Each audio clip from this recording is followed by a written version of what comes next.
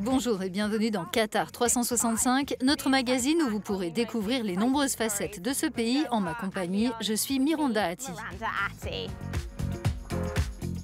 Dans un instant, nous visitons une Smart City, mais aussi les stades de la prochaine Coupe du Monde de football et discutons avec l'un des architectes les plus célèbres du Qatar, Ibrahim Al Jaïda. Je me trouve dans la cour de cérémonie de la Qatar Foundation, un espace en plein air créé par l'artiste japonais primé Arata Isozaki et inspiré du paysage local. Il évoque le passé, mais aussi l'avenir, un mélange que l'on retrouve souvent dans l'architecture à travers le pays. C'est ce que nous allons découvrir. C'est un hommage à la nature. Des centaines de disques enchevêtrés forment une structure minérale unique, la Rose des Sables. Voici le Musée national du Qatar. Parmi les architectes connus qui ont exprimé leur talent à Doha, beaucoup se sont inspirés de l'environnement local. C'est ainsi le cas de Jean Nouvel qui a imaginé le Musée national. Le regretté Yo Ming-pei a conçu le Musée d'art islamique. Et la Bibliothèque nationale est l'œuvre de Rem Koolhaas. Des ressources sont allouées à la construction de musées, de centres culturels et d'établissements dédiés à l'enseignement et à la recherche.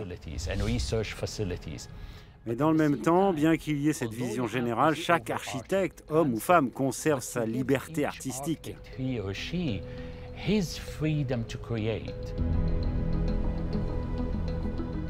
Lieu dédié à l'enseignement, Education City est une illustration de cette vision.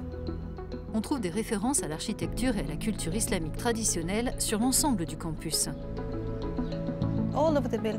Tous les bâtiments du campus intègrent des caractéristiques qui respectent l'environnement et qui proviennent de différentes cultures, de la tradition et des principes appliqués dans l'architecture islamique dans le monde entier. Ici, l'architecture rapproche les cultures. Les bâtiments font le lien entre Orient et Occident, passé et présent.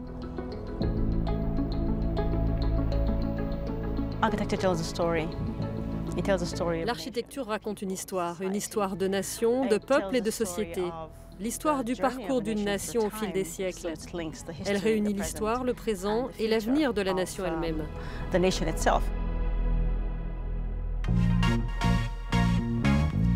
Ibrahim Al Jaïda, architecte qatari de renom, a imaginé des bâtiments emblématiques à Doha et à travers le monde, y compris ce bâtiment qui autrefois était une caserne de pompiers en parfait état de fonctionnement. Depuis, l'espace a été reconverti en studio d'art contemporain. J'ai interrogé Ibrahim Al Jaïda sur l'avenir de l'architecture au Qatar. Au Qatar, je dirais depuis le début des années 90, il y a un grand mouvement qui vise à définir notre culture non seulement comme un élément du passé, mais aussi comme une identité à prolonger dans le futur. Et nous avons pu constater cela non seulement dans la restauration des anciens bâtiments, mais aussi dans notre nouvelle architecture contemporaine. C'est la meilleure manière de refléter notre identité à partir du passé, en prenant les bonnes choses du passé, mais sans faire de ce passé quelque chose qui nous empêcherait de nous développer ou de nous aventurer dans l'avenir. Vous avez conçu de nombreux édifices emblématiques ici à Doha et dans le monde. Quel projet a été le plus important pour vous ? Le bâtiment qui me marquera le plus, je crois, ce sera le stade, parce qu'il illustre l'envergure du projet que nous avons réalisé.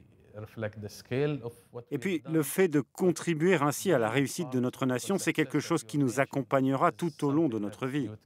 On m'a proposé de participer à un concours d'architecture pour le stade Al Thumama. On nous a donné l'idée directrice, le couvre-chef brodé que l'on appelle gafia, sans en donner la définition et donc en laissant aux architectes leur liberté d'imagination. Après être allé dans l'ancien souk et avoir examiné toutes les sortes de gafia disponibles, ainsi que leurs dessins et motifs, nous avons créé notre propre motif qui aura un sens sur le plan architectural, tout en faisant référence à ce couvre-chef. Et quel héritage aimeriez-vous transmettre aux générations futures ? Ce que je voudrais leur transmettre, c'est la nécessité pour elles de comprendre leur culture, leurs racines, mais aussi de les utiliser comme des atouts pour adopter les approches les plus contemporaines ou de recourir aux dernières technologies et matériaux. En faisant cela et en étant à l'écoute de l'environnement qui les entoure, elles pourront conserver leur vision esthétique et leur identité et les intégrer au Qatar moderne.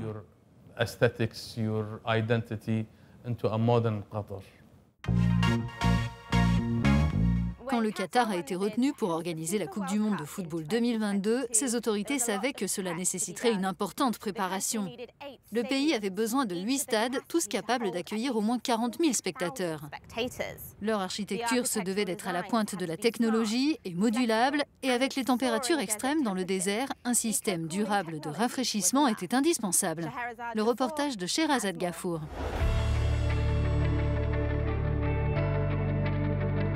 Voici les stades de la Coupe du monde de la FIFA Qatar 2022, chacun étant de conception unique et innovante. Le stade Altou Mamad Ibrahim Al Jaïda sera entouré de 50 000 m² d'espace vert. Un autre est construit à partir de containers et d'autres éléments modulaires.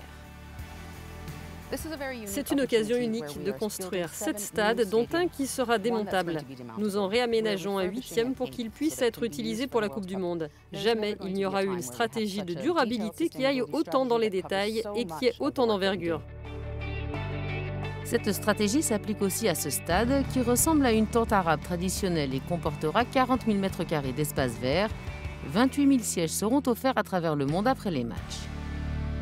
Je me trouve dans la ville d'Al-Wakra, devant le stade Al-Janoub, imaginé par la regrettée Zaha Hadid. Elle s'est inspirée des voiles du bateau traditionnel, le boutre, pour lui donner, comme vous pouvez le voir, une forme aérodynamique. Cet immense espace qui s'animera dans quelques mois est une illustration de l'héritage que laissera l'architecte. C'était très important pour nous de ne pas trop construire ou trop consommer d'énergie. Certains de nos stades ont un toit rétractable, par exemple. Donc, quand on le ferme, cela nous permet de rafraîchir le stade plus vite. Donc, le besoin en énergie n'est pas aussi élevé. Le design de tous les stades est inspiré de l'environnement, de l'histoire et de la culture du pays. Ce stade est connu sous le nom de Diamant du désert. C'est aussi le premier stade à avoir obtenu 5 étoiles dans les classements pour la durabilité globale. 85% des matériaux proviennent de la région, 25% des matériaux sont recyclés. Il y a aussi un éclairage LED dans tout le stade, ainsi que des systèmes d'eau et d'irrigation durables. La ville futuriste de Lusail abritera la plus vaste enceinte de la compétition, sa forme évoquant les lanternes et bols traditionnels.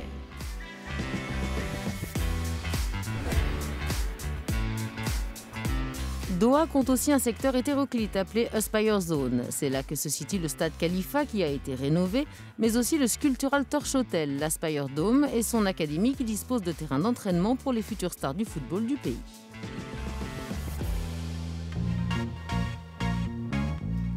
Le Qatar mise sur les villes intelligentes ou Smart Cities. Mishreb, où nous nous trouvons, s'affiche comme le premier projet au monde dédié à la régénération durable d'un centre-ville. Son objectif, faire basculer l'ancien secteur commerçant de Doha dans la modernité. La technologie est exploitée pour bâtir un nouveau modèle de vie urbaine avec une automatisation complète, des transports intelligents et des installations vertes.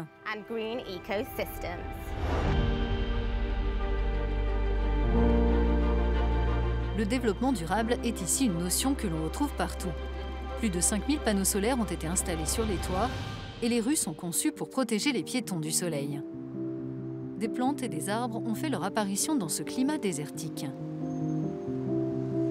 Il a fallu une décennie de travail pour transformer cet ancien quartier du centre-ville.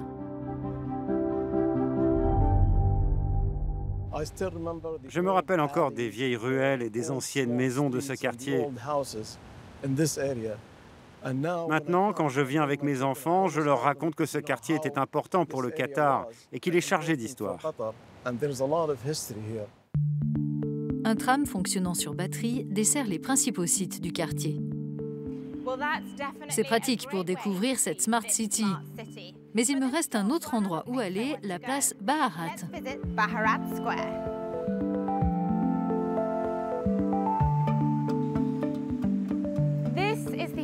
Nous sommes au cœur de Mishreb. Regardez son architecture. Il s'agit de la plus vaste place couverte du Moyen-Orient, dotée du plus grand toit rétractable de la région. Les ingénieurs ont aussi développé un système de rafraîchissement spécifique pour s'assurer que la température reste agréable, y compris pendant les mois les plus chauds de l'année. Le paysage urbain intègre des motifs traditionnels. Chaque ligne et forme a été conçue pour mettre en valeur la lumière et l'espace. Quand vous m'avez vu, je prenais des photos. Je vais les montrer à mon frère. Il est architecte et travaille au Canada. Je trouve cette architecture impressionnante. Ce quartier revitalisé s'étend sur 31 hectares et comporte plus de 100 bâtiments, dont des musées, hôtels, restaurants, salles de spectacle et centres commerciaux, ainsi que le Doha Design District. Pour ses promoteurs, la ville et son Design District devraient permettre au pays de devenir un hub de la création dans la région. Il y a beaucoup à dire sur l'architecture et le design de Mishreb. Chacun de ces éléments a été mûrement réfléchi. Pour ma part, je travaille sur ce projet depuis plus de 10 ans. Et encore aujourd'hui, quand je me promène dans les rues, je trouve toujours un nouveau détail à admirer. Des détails qui font de Mishreb le lieu d'expression d'un nouveau langage architectural.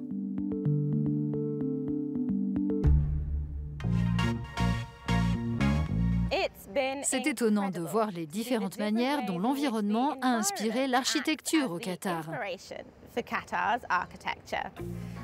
C'est la fin de cet épisode. Si vous avez des questions, n'hésitez pas à nous contacter via notre hashtag Qatar365. Merci de votre attention. Rendez-vous sur euronews.com et à bientôt pour une nouvelle émission.